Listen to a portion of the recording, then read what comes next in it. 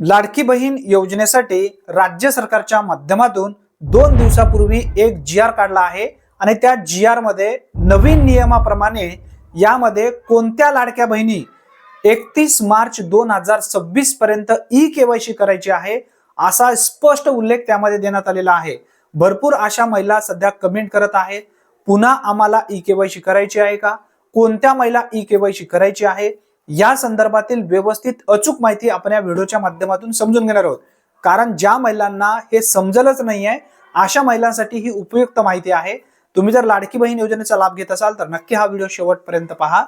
ज्या लाडक्या बहिणी पूर्वी ई-केवायसी केल्या होत्या परंतु नजर चुकीने म्हणा किंवा त्यामध्ये 2 प्रश्न विचारण्यात आले होते, त्या दोन्ही प्रश्न किंवा एक प्रश्न त्यांना समजलेला नाही, चुकीने पर्याय निवडला गेला, अशा महिलांसाठी ज्या महिला ऑटोमॅटिक ई-केवायसी करूनही अपात्र झाले आहेत, गव्हर्नमेंट एम्प्लॉईज म्हणून सध्या दाखवले जात आहे सिस्टीम मध्ये, त्यामुळे त्यांचे हप्ते बंद झाले आहेत, अशा महिलांसाठी परत एक संधी म्हणून 31 मार्च 2026 पर्यंत देण्यात आली आहे। त्याच महिलांना, ज्या महिलांची पूर्वी ई-केवायसी चुकली आहे अशा महिलांना परत एडिट करण्याची एक संधी देण्यासाठी 31 मार्च पर्यंत आता त्यांना ऑनलाईन पद्धतीने ई-केवायसी करता येणार आहे। परंतु ज्या लाडक्या बहिणी पूर्वी ई-केवायसी केली आहेत, त्यांचे पैसे येत आहेत, अशा लाडक्या बहिणींना ई-केवायसी परत करण्याची गरज नाही, हे मात्र तुमच्या लक्षात असू द्या। याचबरोबर ज्या लाडक्या बहिणी पूर्वी ई-केवायसी केलेच नाहीयेत, मग अशा महिलांसाठी परत आता ई-केवायसी बंद आहे, ई-केवायसी करता येणार नाही।